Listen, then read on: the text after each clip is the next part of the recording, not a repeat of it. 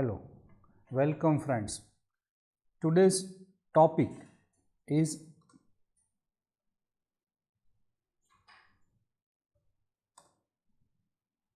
the new provision introduced in the Companies Act.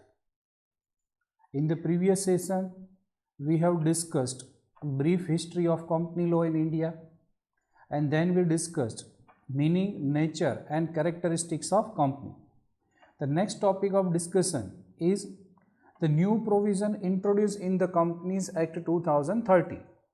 New provision introduced means these provisions were not in the Companies Act 1956.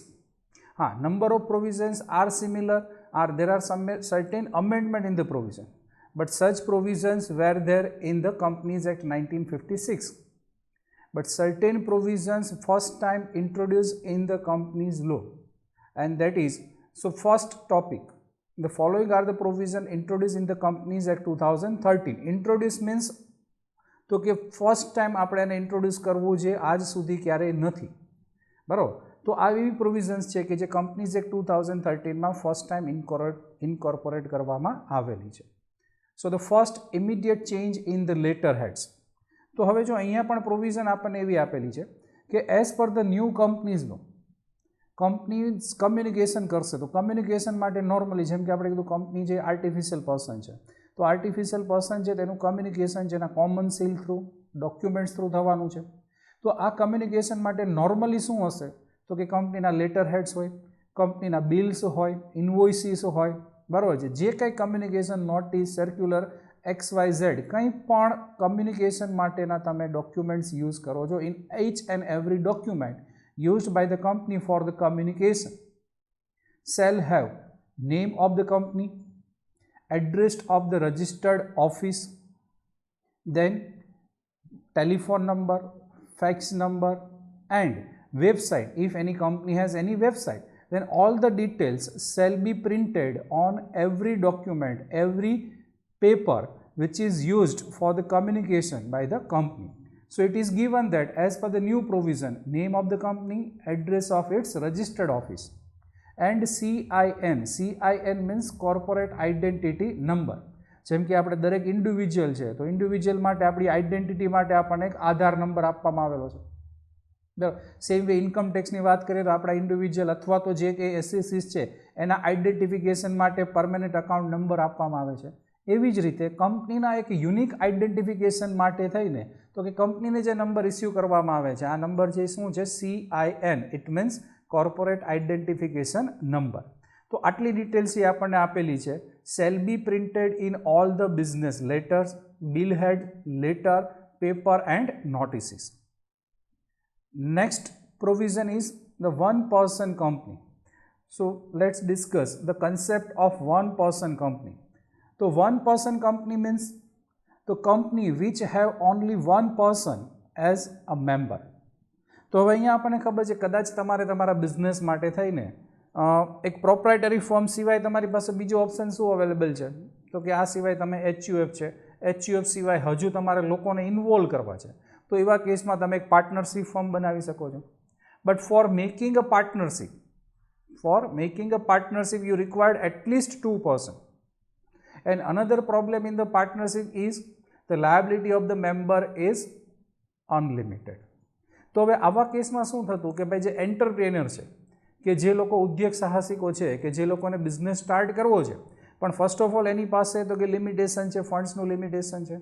કદાચ બહુ મોટું સાહસ કરવા જશે તો એને રિસ્ક લાગશે કે બની શકે કે આ વ્યક્તિની લાયબિલિટી જે અનલિમિટેડ થઈ જાય, અને અનલિમિટેડ લાયબિલિટી હશે તો એન્ટરપ્રેન્યોર છે મે બી તો કે ઇન્સોલ્વન્ટ થઈ જાય, બેંકરપ્ટ થઈ જાય. તો આવા એન્ટરપ્રેનર્સ છે એને પ્રમોટ કરવા માટે, બરાબર છે, એને ઇન્સ્પાયર્ડ કરવા માટે તો કે કંપનીઝ એક્ટ 2013માં એક નવી પ્રોવિઝન ઇન્ટ્રોડ્યુસ કરેલી છે, and that is regarding the one person company. કે હવે કોઈ પણ એક જ વ્યક્તિ, જે નોર્મલી તમને ખબર હશે કે ઇવન કંપની ઇન્કોર્પોરેટ કરવામાં પણ આપણે કહીએ છીએ કે there are 2 types of company. One is public limited and another is private limited. For incorporating a private limited company, we require at least 2 person. તો 2 લોકો તો જોશે, પણ એન્ટરપ્રેન્યોર છે એને તો એકલાને જ આ સાહસ કરવું છે. તો એના માટે થઈને આ કન્સેપ્ટ આપેલો છે કે only 1 person can incorporate a company with a limited liability, અને એના માટે થઈને આ પ્રોવિઝન અહીંયા ઇન્કોર્પોરેટ કરેલી છે. So the companies act 2013 introduced the concept of one person company. It's a private company having only one member and at least one director. Obviously private company જ હશે, because for incorporating public company we require at least 7 person. So one person company is considered as a private limited company which has only one member and one director. No compulsion to hold AGM. જે કદાચ તમને ખ્યાલ હશે 12th સ્ટાન્ડર્ડમાં તમે ભણેલા છો કે it is compulsory for every company whether it is private or public to held one AGM in every calendar year. તો દરેક કેલેન્ડર વર્ષમાં તમારે એક AGM હેલ્ડ કરવી પડે. બરાબર છે, આ દરેક કંપની માટેનો રૂલ છે. પણ અહીંયા આપણને આપેલું છે મીટિંગમાં તો એક કરતાં વધારે લોકો હોઈએ, પણ આ કંપનીમાં તો મેમ્બર જે કંઈ બી ગણશો તમે કોણ છે, એક જ વ્યક્તિ મેમ્બર છે, અને એક જ વ્યક્તિ મેમ્બર છે તો એને મિટિંગ બોલાવવાની જરૂર નથી, જે કંઈ બી ડિસિઝન્સ એને પોતે લેવાના છે. બરાબર, તો આવા કેસમાં એને કોઈ મિટિંગ બોલાવવા માટેનું કમ્પલ્શન નથી, તો આ એક બેનિફિટ મળશે. And next, conversion of the existing private company. Conversion of the existing private companies with the paid up capital up to 50 lakhs rupees and turnover up to 2 crores rupees into OPC is permitted. Means કે હવે કોઈ private limited company છે કે જેમાં minimum 2 લોકો હશે, બરાબર, પણ એને 1 person કંપનીમાં કન્વર્ટ કરવી છે તો કરી શકાય, પણ એના માટે કન્ડિશન્સ શું રિક્વાયર્ડ છે તો કે paid up capital of the company within the limit of 50 lakhs. 50 lakhsથી વધારે હોય તો એને તમે કન્વર્ઝન નહીં કરી શકો, but up to 50 lakhs rupees છે you can convert your private limited company into OPC. અને એની સાથે બીજો ક્રાઇટેરિયા શું ચેક કરશું આપણે, turn over up to 2 crores. બરાબર, જો એનાથી વધારેનું ટર્ન ઓવર હોય તો એવા કેસમાં પણ 1 person કંપનીની પરમિશન નથી. ચાલો, ક્લિયર છે આ કન્સેપ્ટ પણ. આને પણ ડિટેલમાં આપણો એક ક્વેશ્ચન આવશે ટાઈપ્સ ઓફ કંપનીમાં આપણે ડિસ્કસ કરશું કે what is the detailed provision regarding the 1 person company. The next provision introduced is provision regarding the woman director. So in that this provision is applicable to the certain class of companies. Means first they have given the every listed company. And obviously listed company જે કઈ company હશે તો listed company is always a public company. કારણ કે private company છે એનું listing ન કરવાનું હોય. તો every listed company. In case of public limited company, your company may be listed or it may be unlisted. But listed company છે તો આમાં કોઈ ક્રાઇટેરિયા જોવાનો નથી, દરેક listed company છે એને વુમેન ડાયરેક્ટર છે એ કમ્પલસરી છે એના માટે. નેક્સ્ટ કેટેગરી આવે છે પબ્લિક કંપની. તો હવે આ પબ્લિક કંપની કઈ હશે? Which is not listed. Public company but which is not listed. Say for example Reliance Jio Infocomm limited. So Reliance Jio is a public limited company but it is not listed in the stock exchange. So it is unlisted public company. તો એના માટે criteria આપેલ છે with the paid up capital of rupees 100 crores or more. બરાબર, તો first criteria આપણે check કરવાનું છે શું છે તો કે paid up capital of 100 crores or more. તો 100 crores કરતાં 100 crores અથવા તો એનાથી વધારેની પેઇડ અપ કેપિટલ છે, હા, તો એવા કેસમાં વુમન ડાયરેક્ટર રાખવું કમ્પલસરી છે. Or a public company with a turn over of 300 crores or more. Paid up capital છે જે આપણે કહીએ છીએ your paid up capital is less than 100 crores. Say for example your paid up capital is 80 crores but your turn over of your company is more than 300 crores or more. So in that case your company is required to appoint a woman director. Shall have at least one woman director. So who are required to appoint a woman director? First, every listed company.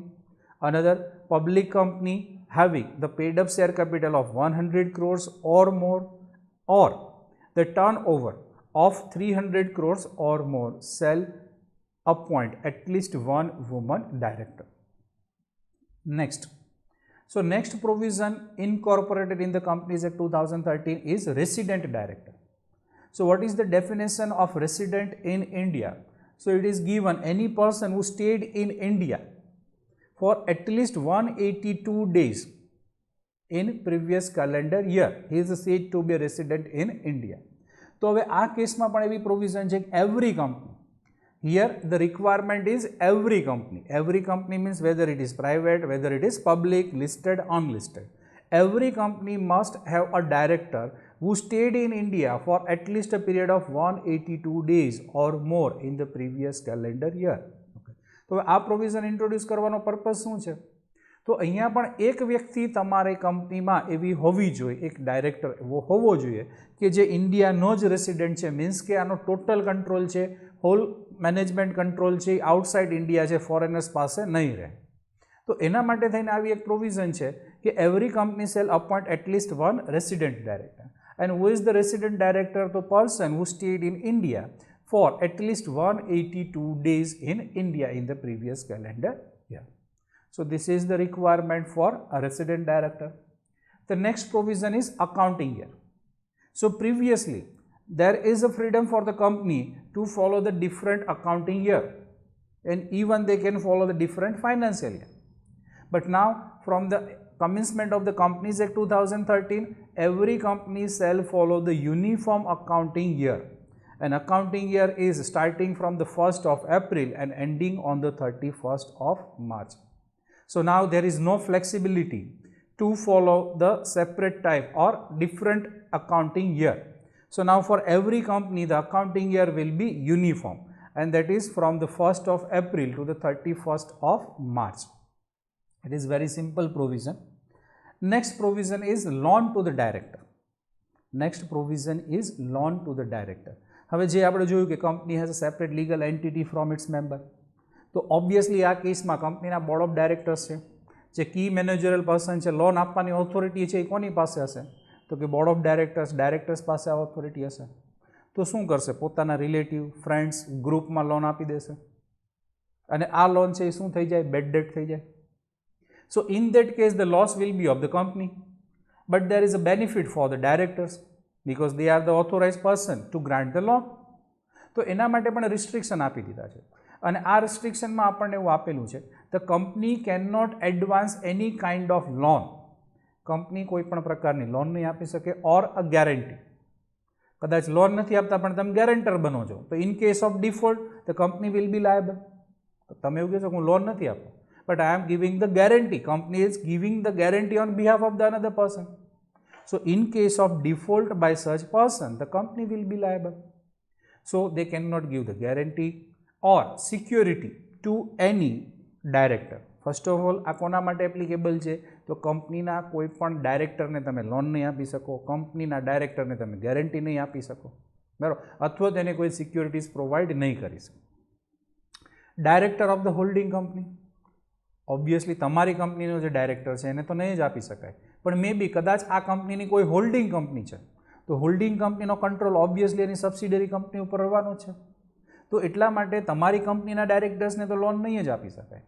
But still હજુ કોના માટે આ applicable છે? તો કે તમારી holding company છે એના ડાયરેક્ટર્સને પણ લોન, ગેરંટી કે સિક્યોરિટીઝ ન આપી શકાય. હિઝ પાર્ટનર ઓર હિઝ રિલેટિવ. ડાયરેક્ટર્સને તો ના જ પાડીએ છીએ આપણે, ડાયરેક્ટર્સને નહીં આપીએ તો શું કરશું? એના રિલેટિવ, એના સનને, ડોટરને, વાઇફને, એના ફ્રેન્ડ્સને. તો અહીંયા ક્લિયરલી આપણને આપી દીધું છે કે હિઝ પાર્ટનર ઓર હિઝ રિલેટિવ. માનો કે કોઈ પાર્ટનરશિપ ફર્મમાં પાર્ટનર હોય તો પાર્ટનર અથવા તો એના કોઈ રિલેટિવ્સ, આ લોકોને પણ લોન નહીં આપી શકાય. કોના relatives? Director. The firm in which he or his relative is a partner. Partner હોય અથવા તો રિલેટિવને તો નહીં જ, પણ આવા રિલેટિવ અથવા તો પાર્ટનર જે પાર્ટનરશિપ ફર્મમાં પાર્ટનર છે એવી પાર્ટનરશિપ ફર્મને પણ કોઈ ગેરંટી લોન આપી શકાશે. Private limited in which is a director or a member. Hello, partnership firm નથી, બીજી કોઈ કંપનીમાં, એક કંપનીમાં ડાયરેક્ટર છે તો બીજી કંપનીમાં પણ ડાયરેક્ટર બની શકે ને. તો એવી કોઈ પણ કંપનીમાં કે જેમાં એ ડાયરેક્ટર હોય, પણ ત્યાં આપેલું છે private limited in which is a director. It means કે બીજી કંપનીમાં એ ડાયરેક્ટર છે ને બીજી કંપની જે પબ્લિક લિમિટેડ છે, બરાબર, તો એવા કેસમાં વાંધો નથી, કંપનીને તમે લોન આપી શકાય. Which is a director or a member. કદાચ શેર હોલ્ડર છે, ડાયરેક્ટર નથી પણ શેર હોલ્ડર હોય તો એવી કંપનીને પણ તમે લોન નહીં આપી શકો. ઓર એની bodies corporate whose 25% or more of the total voting power or the board of directors is controlled by him. હવે કંપની સિવાયના બીજી કોઈ પણ બોડી કોર્પોરેટ્સ. હવે બોડી કોર્પોરેટ્સમાં તો કે કંપની તો આવી જ છે, કંપનીની ઉપર આપણને વાત પણ કરી દીધી કે પ્રાઇવેટ લિમિટેડ કંપનીમાં એ મેમ્બર હોય, ડાયરેક્ટર હોય તો આવી કંપનીને લોન નહીં આપી શકાય. પણ હવે કંપની સિવાયનું બોડી કોર્પોરેટ શું હોઈ શકે? જો LLP, લિમિટેડ લાયબિલિટી પાર્ટનરશિપ, કે જે પાર્ટનરશિપ છે, પણ અહીંયા આપણે કહીએ છીએ કે LLP is a body corporate. અથવા તો આ સિવાય આપણે એવું કહી શકીએ કે બીજું એવું કોઈ પણ કોર્પોરેશન હોય કે જે સ્પેસિફિક એક્ટથી બનેલું હોય, તો એવા કેસમાં એનું હોલ્ડિંગ છે 25% કરતાં વધારે હોય. હોલ્ડિંગ મીન્સ એની પાસે મોર દેન 25% ટોટલ વોટિંગ પાવર છે. અથવા તો એના બોર્ડ ઓફ ડાયરેક્ટર્સ છે એના અપોઇન્ટમેન્ટ અને રિમૂવલના પાવર્સ 25% અથવા તો એનાથી વધારે છે, તો એવા કેસમાં આવી કોઈ પણ બોડી કોર્પોરેટને પણ તમે લોન ગેરંટી અથવા તો સિક્યોરિટી નહીં આપી શકો. So this is the provision regarding the loans to the director, but mainly this provision is applicable only for the public limited. Means this provision is not applicable for the private limited company because the funds of the public are not invested in case of private limited. So private limited company can grant any loan to its director or any relatives. There is no issue. Clear? Next. The next provision introduced is Articles of Association. So in the next general meeting means next general meeting after the commencement of Companies Act 2013, it is desirable to adopt the Table F. Table F is a format for the Articles of Association for the company having the share capital. જે કંપનીની share capital છે એવી કંપનીઓ માટે તો કે જે table આપેલું છે આર્ટિકલ્સ ઓફ એસોસિએશનનું જે ફોર્મેટ છે એમાં આપેલું છે table F. So it is desirable to adopt the table F as a standard set of articles of association with the relevant changes to suit the requirement of the company. તો કંપનીની જે requirement હોય એમાં તમે suitable changes કરી શકશો અને જે ટેબલ એફનું ફોર્મેટ છે એને તમારે એક્સેપ્ટ કરવું પડશે.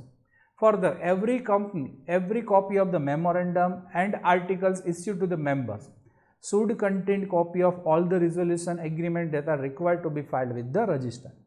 હવે આ પ્રોવિઝન છે અહીંયા પણ આપણે કહીએ છીએ કે આરઓસીમાં જે કંઈ બી ડિટેલ, જે રિઝોલ્યુશન, જે એગ્રીમેન્ટ તમારે આરઓસીમાં ફાઇલ કરવાના છે, આ દરેકની કોપી, આ બધી જ વસ્તુઓ છે તો તમારા મેમ્બર્સને તમે જે કોપી આપો, every copy of memorandum and articles issued to the members. Member કોઈ મેમ્બર છે કંપનીનો, એ તમારી પાસેથી આર્ટિકલ અથવા તો મેમોરેન્ડમની કોપી માગે છે, તો એવા કેસમાં જે કંઈ બી રિઝોલ્યુશન્સ છે એની કોપી પણ એની સાથે તમારે અટેચ કરી અને આપવી પડશે. Next provision introduced by the companies act 2013 is disqualification of director.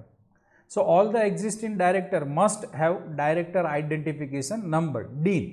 આગળ આપણે જોયું સીન, અહીંયા આપણને આપેલું છે ડીન. તો દરેક ડાયરેક્ટર્સ પાસે પોતાનો ડાયરેક્ટર આઇડેન્ટિફિકેશન નંબર હોવો જોઈએ. ઓકે, જે લોકો પાસે પહેલાં જ મીન્સ કંપનીઝ એક્ટ 2013 પહેલાં જ ડાયરેક્ટર આઇડેન્ટિફિકેશન નંબર હતા એના માટે કોઈ ચિંતાનો વિષય નથી. પણ જે લોકો પાસે આ નંબર્સ નથી, ઓકે, તો એને શું કરવાનું છે? એને અપ્લાય કરવાનું છે અને કંપનીને ઇન્ફોર્મ કરવાનું છે. કંપનીને ઇન્ફોર્મ કરશો એટલે કંપની આરઓસીને ઇન્ફોર્મ કરશે કે આ ડાયરેક્ટર પાસે ડીઆઈએન નથી, પણ એને પ્રોસેસ સ્ટાર્ટ કરી દીધી છે અને એને ડીઆઈએન મળી જશે. તો આ બહુ સિમ્પલ પ્રોવિઝન છે. નેક્સ્ટ આપેલું છે ફાઇનાન્શિયલ યર. તો આ સેમ અકાઉન્ટિંગ યરની જેમ જ અહીંયા પણ છે કે under new companies act the companies have to follow the uniform financial year and that is from the 1st April to the 31st March. પણ નોર્મલી આ શું હોય તો કે અકાઉન્ટિંગ યર પછીનું જે 1st એપ્રિલ હોય એ શું બનતું હોય? Financial. So normally for every company the accounting year and the financial year will be from the 1st of April to the 31st of March. And these companies which follow the different financial year, કારણ કે આપણે કીધું companies act 1956માં flexibility હતી, તો આવી company છે એને companies act 2013 start થાય વિધિન 2 યર્સમાં એને અકાઉન્ટિંગ યર છે એને align means in line with the new provisions જે લઈ આવવાનું છે વિધિન 2 યર્સ. લાસ્ટ છે appointment of the statutory auditors. તો સ્ટેચ્યુટરી ઓડિટર્સ માટે અહીંયા પ્રોવિઝન છે કે લિસ્ટેડ કંપની હોય તો ઇન્ડિવિજ્યુઅલ ઓડિટરને તમે 5 યર્સ માટે અપોઇન્ટ કરી શકશો અને ફર્મ ઓફ ઓડિટર્સ હોય તો એને તમે 10 યર્સ માટે અપોઇન્ટ કરી શકો. અને આ પીરિયડ સ્ટાર્ટ ક્યારથી થશે? From the date of their appointment, not from the date of commencement of the act. So these are the new provision introduced in the Companies Act 2013. So that's all for today, this session for this amended provisions. Thank you.